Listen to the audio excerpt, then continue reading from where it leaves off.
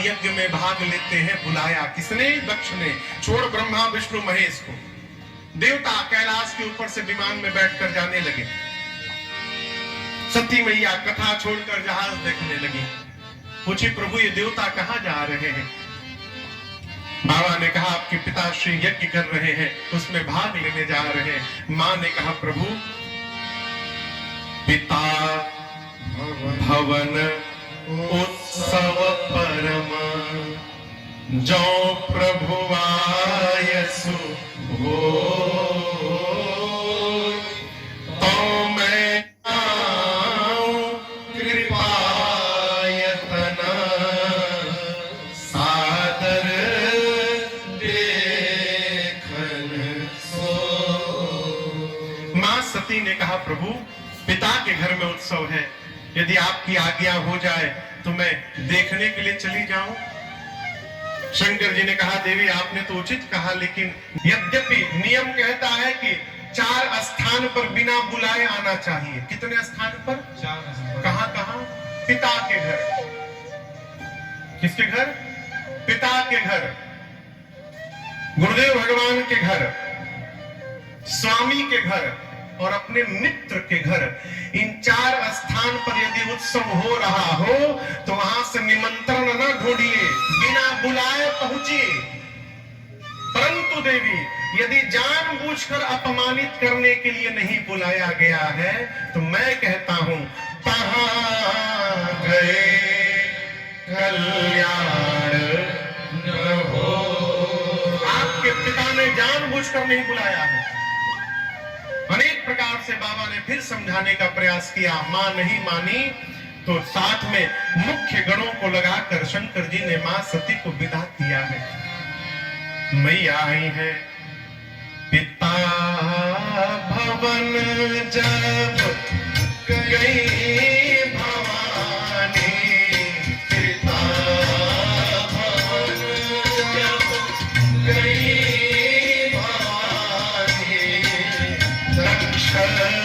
त्रास का सन मानी, त्रास का सन मानी। सादर भले ही मिलिए माता, सादर भले ही मिलिए माता।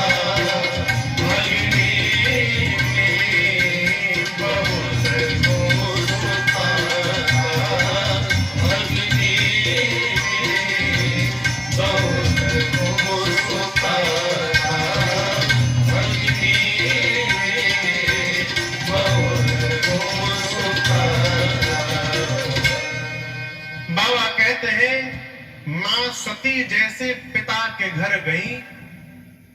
आप दर्शन करिए, माता जी लोग जब मैके जाती हैं तो कितनी प्रसन्नता होती है।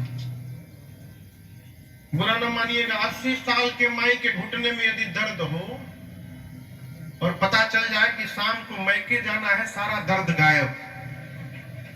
फिर प्रसन्नता देखिए।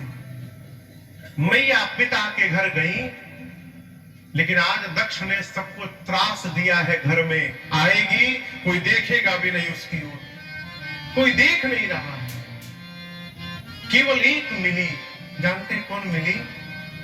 सती मैया की मां मिली, प्रसूति मैया है। ये प्रसंग कहता है भाई बाप, संसार आपको भले छोड़ दे, आपको जन्म देने वाली मां कभी नहीं छोड़ सकती है। इसलिए मां का आदर करिए। मां ने आदर किया, बेटी को हृदय से लगाया। बहनें भी मिली, लेकिन गोस्वामी जी कहते हैं भगिनी मिली बहुत मुस्कुराता। बहनें बहुत मुस्कुरा कर मिली। मुस्कुराना तो ठीक है, बहुत मुस्कुराना ठीक नहीं है। बहुत मुस्कुराना यानी व्यंग। आप किसी घर जाए, कोई कहे मुस्कुरा कर अरे स्वागतम स्वागतम, आप आए, स्वागत है आपका। या किसी घर जाए, सामने वाला कहे आप भी आ गए, बताइए ना आप भी आ गए, इसका मतलब आना नहीं था, आप जबरदस्ती आए हैं। भगिनी मिली, बहनें बहुत मुस्कुरा कर मिली। सती मैया ने मां से कहा, मां मैं यज्ञ मंडप की परिक्रमा लगाना चाहती हूं। जाकर मां ने परिक्रमा लगाई और मंडप के मध्य में देखा सभी देवताओं का स्थान है, रुद्र के लिए कोई स्थान नहीं, शिव के लिए कोई स्थान नहीं। पिता के घर में अपने पति का अपमान मां सती बर्दाश्त नहीं कर पाई। तो स्वामी जी कहते हैं मां का पूरा शरीर क्रोधाग्नि में भरा था। हे सभासद, हे मुनिगण, हे देववृंद, ध्यान से सुनिएगा। इस सभा में बैठकर आप में से जिसने जिसने मेरे पति की निंदा की है अथवा अपने कानों से निंदा को श्रवण किया है, आप सबको दंड पड़ेगा। मर्यादा करके जिस सभा में संत की, शंख की और श्री हरि की निंदा हो रही हो, यदि अपने भुजाओं में शक्ति और सामर्थ्य है तो उसी क्षण निंदा करने वाले की जिह्वा काट दो।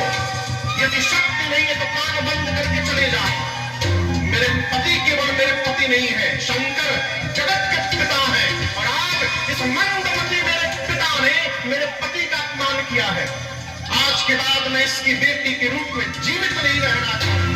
इतना कह के भगवान शंकर के स्वरूप को हृदय में पधराकर मां ने दाहिने पांव के दुख से योगाग्नि को प्रज्वलित कराया है और अपने आप को जला दिया।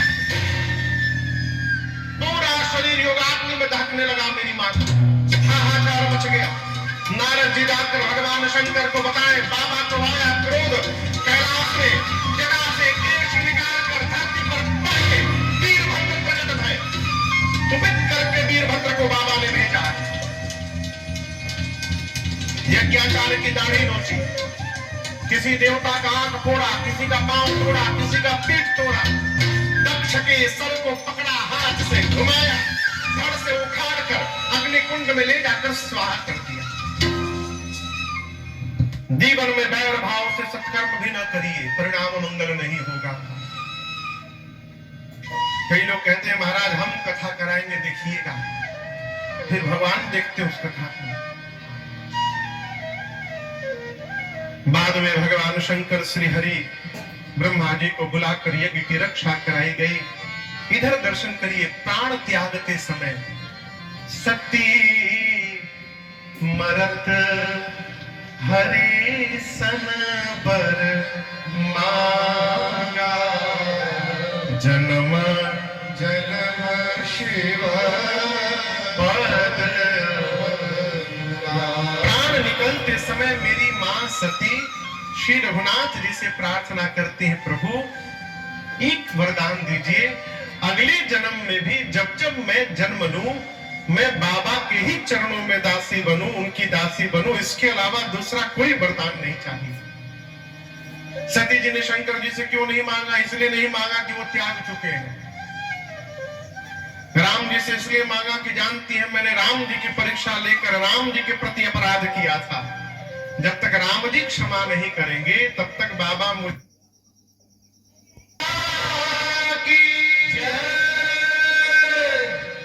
पार्वती मैया का जन्म हुआ हिमांचल जी के घर में। नारद जी महाराज पहुंचे। हिमांचल जी ने नारद जी का षोडशोपचार पूजन किया, पांव पखारा, पूरे घर में छिड़कवाया, पार्वती जी को बुलाकर प्रणाम करवाया और निवेदन किया, नारद जी त्रिकालज्ञ सर्वज्ञ तुम, गति सर्वत्र तुम्हार, कहु सुता के दोष गुण मुनिवर हृदय। नारद जी आप सर्वज्ञ हैं, आप त्रिकालदर्शी हैं, सर्वत्र आपकी अबाध गति है। तनिक आप मेरे बिटिया की हाथ की रेखा तो देखिए और इसमें क्या दोष गुण है मुझे बताइए। पहले क्या पूछा? दोष।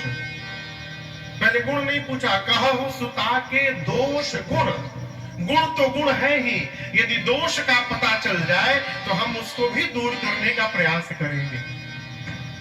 नारद जी महाराज मेरी मां पार्वती जी का हाथ लिए और मुस्कुरा कर बोले, कह मुनि बिहसी गूढ़ मृदुबानी।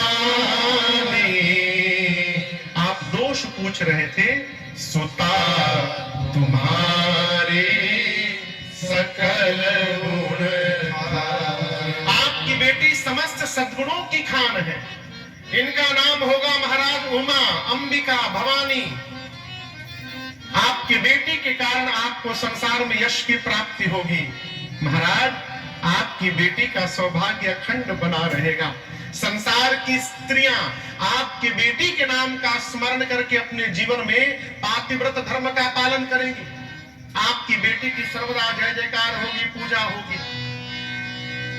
हिमांचल जी बोले, हम तो दोष पूछे थे, दोष नहीं है कहा। नारद जी बोले, बेटी में तो नहीं है, लेकिन इनके जो पति होने वाले हैं ना, उनमें थोड़ा झांक रहा है, उनमें दिख रहा है। कहिए तो बतावे। हिमांचल जी बोले, बताइए। नारद जी बोले, नोट करिए। अगुण अमान मातु पितु हीना। पहला अगुण होगा। क्या होगा? अगुण मतलब क्या समझे आप लोग? अगुण, अगुण माने हाँ,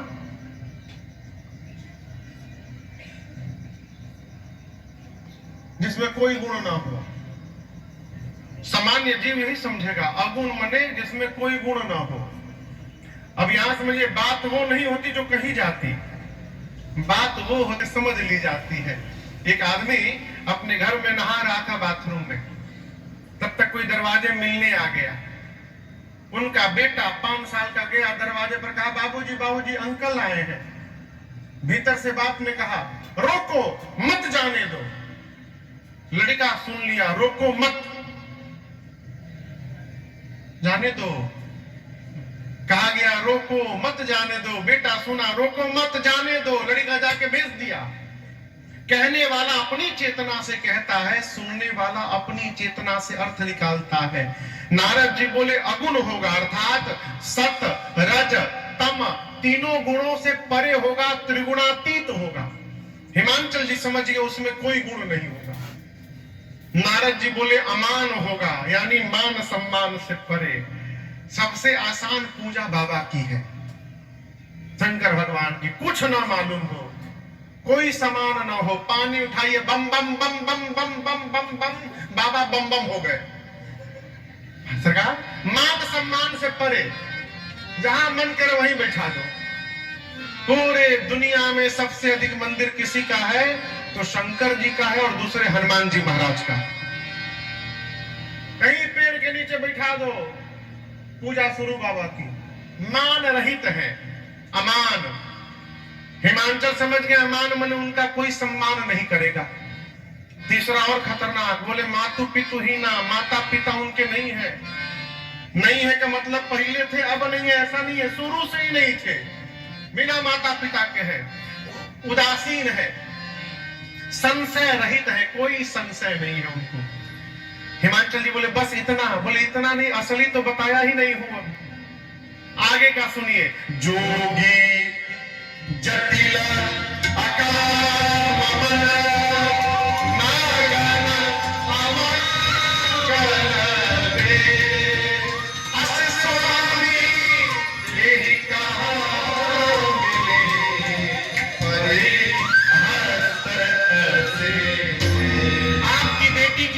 रेखा बता रही है, इनके पति जो होंगे जोगी होगा, जोगी। जोगी। अब आप कल्पना करिए, आप अपनी लड़की के लिए दुल्हा ढूंढने गए, पता चला लड़कवा तो जोगी है। एक आदमी अपनी बेटी के लिए गया लड़का देखने सरकार। लड़के के बाप से बिटिया का बाप पिता खूब प्रशंसा किया। आप मेरी बेटी आएगी ना, घर को स्वर्ग बना देगी। मेरी बेटी इतनी शांत है, सीधी है, गौ समझिए, गौ। मेरी बेटी गौ है। लड़के का बाप बोला, हम आप ही को ढूंढ रहे थे। आपकी बेटी गौ है, हमारा लड़का बैल है। अब इतना सुनने के बाद कोई विवाह करेगा? आप बताओ। नारद जी कहें कि आपके बेटी का जो पति होने वाला है वो जोगी है, उसकी विशाल जटाएं हैं, जोगी जटिल अकाम मन, उसकी कोई कामनाएं नहीं है, निष्काम। इसके बाद वाला और खतरनाक है, बोलूं? हिमांशु जी बोले एहू से खतरनाक। नारद जी बोले महाराज नंगा रहेगा, कुछ नहीं पहनेगा, नगन अमंगल स्वरूप बनाकर घूमेगा। मैं नहीं बोल रहा हूं, आपकी बेटी की हाथ की रेखा बता रही है। दूसरा भूत पहुंचा। श्री राम श्री राम श्री राम। धीरे धीरे सरकार सब आ रहे हैं, इंटरनेशनल भी पहुंचने वाले हैं। नारद जी की बात सुनकर हिमांचल जी किनारे ले गए, नारद जी को कहे नारद जी उपाय बताइए। कैसा उपाय? दूल्हा बदलने का कोई स्कीम आप रखे हो यदि? बोले क्या बात कह रहे हैं? कहा मुनि सहिमवंत सुनो जो विधि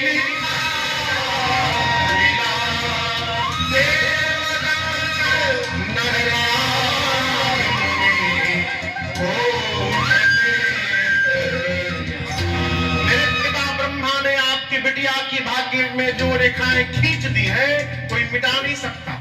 दूल्हा तो ऐसा ही मिलेगा। लेकिन हम एक बात बतावें, जो जो मैंने लक्षण बताए हैं ये सारे लक्षण मेरे अनुमान से केवल शंकर जी में विद्यमान है। और यदि शंकर जी से आपकी बेटी का विवाह हो गया है, समर्थवान को दोष नहीं लगता। समर्थ कहो नहीं दोष गोसाई। सूर्य की किरणें जिस पर तिस पर पड़ती हैं कोई दोष नहीं। गंगा में जो बह जाए दोष नहीं लगता, अग्नि में जो चली जाए दोष नहीं लगता। भगवान विष्णु सर्प पे सोते हैं शेष सैया पर, कोई दोष नहीं लगता। हिमांचल जी बोले उन चारों को दोष नहीं लगता, इनसे मेरे बेटी के पति का क्या संबंध? नारद जी बोले यदि वो चारों समर्थवान हैं उनको दोष नहीं लगता, तो जो उन चारों को अपने में धारण करके बैठा है वो महासमर्थवान है, उसमें कोई दोष नहीं लगता। यहाँ गंगा जी है, हृदय में भगवान है, एक अग्नि है, एक सूर्य है। भगवान शंकर महासमर्थवान है, कोई दोष नहीं। हिमांचल जी बोले विवाह होगा कैसे? नारद जी बोले वही बताने तो आया हूं। जाओ तप करे कुमारी तुम्हारी, भावे उमेठी सकहि त्रिपुरारी। जाओ तप करे कुमारी तुम्हारी, भावे उमेठी। मेरी मां पार्वती सुनी, स्वप्न बताया कि श्वेत वर्ण में एक मुनि ने मुझे स्वप्न देकर कहा मां की जाकर तपस्या करो। माता पिता परिवारी जनों को प्रणाम करके छोटी अवस्था में मेरी मां वन में जाकर और धरे उमा प्राण पति चरना, जाय विपिन लागी तप करना, जाय विपिन लागी तप करना। अति सुकुमार नतन तप जोगु, अति सुकुमार नतन तप जोगु। पति पद सुमिर तजेउ सब भोगु, पति पद सुमिर कैसे किया? संबत सहस मूल फल खाए, संबत सहस मूल फल खाए।